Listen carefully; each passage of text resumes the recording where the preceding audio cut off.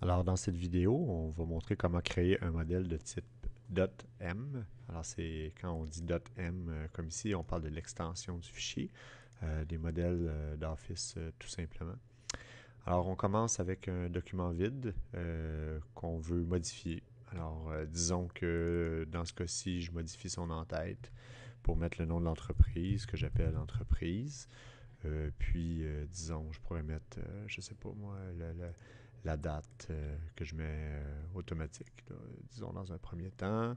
Ensuite de ça, je fais certaines modifications comme mettre une barre comme ça, je sais pas moi, je fais un filigrane, tiens, personnalisé que j'appelle secret. Alors, dans le fond, il s'agit de faire certaines modifications au système. Ça peut être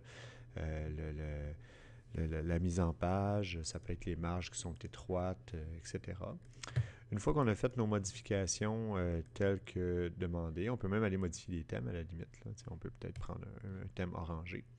Une fois qu'on a fait nos modifications, bien, à ce moment-là, on est prêt à créer notre document. Alors, la technique que je vous propose, c'est de cliquer sur Fichier et de faire Enregistrer sous. Et lorsque vous faites Enregistrer sous, bien, il s'agit de renommer le fichier. Alors, on va l'appeler, disons, démo. Et le type, c'est surtout ça qui est important ici. On va falloir être un type de modèle. Alors, juste ici, vous avez les modèles prenant en charge les macros, .m. Vous pourriez prendre aussi un .x qui pourrait fonctionner s'il n'y a pas de macro enregistré dans votre document. Qu'il y ait ou non des macros, le .m fonctionne toujours. C'est pour ça que je prends celui-là. Je ne me trompe pas. Je vais l'enregistrer sur le bureau pour que ce soit juste plus facile à gérer et je fais enregistrer. Alors, techniquement, je peux fermer même mon document. Alors, techniquement, mon fichier .m est ici et c'est un modèle. L'avantage de ça, c'est que si je double-clique et que je l'ouvre, ben à ce moment-là, j'ai toutes mes modifications qui ont déjà été effectuées. Et si j'enregistre mon document, je n'enregistre pas le .m. Word me propose d'enregistrer un docx comme à l'habitude. Alors, c'est très avantageux. Ça permet de faire du travail à notre place. Maintenant, j'aimerais pouvoir accéder à ce fichier-là, non pas sur le bureau ou à un endroit quelconque, mais plutôt à partir du menu Nouveau, ici où est-ce que je vais chercher des modèles habituellement. Alors, on va retrouver notre modèle, en fait, après la manipulation, dans Mes modèles. Alors, on va commencer tout simplement à déplacer.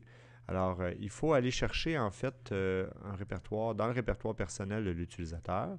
Alors, ici, mon utilisateur s'appelle Imika.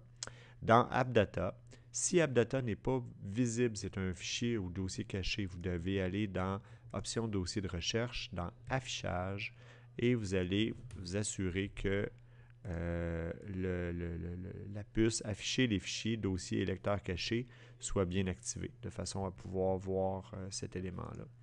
Alors, dans AppData, Roaming, Microsoft et Templates. Et c'est à cet endroit-là qu'on va placer les modèles, les fichiers modèles personnels. Alors, j'ai juste à prendre mon fichier démo que j'ai créé auparavant et je le copie dans ce dossier-là.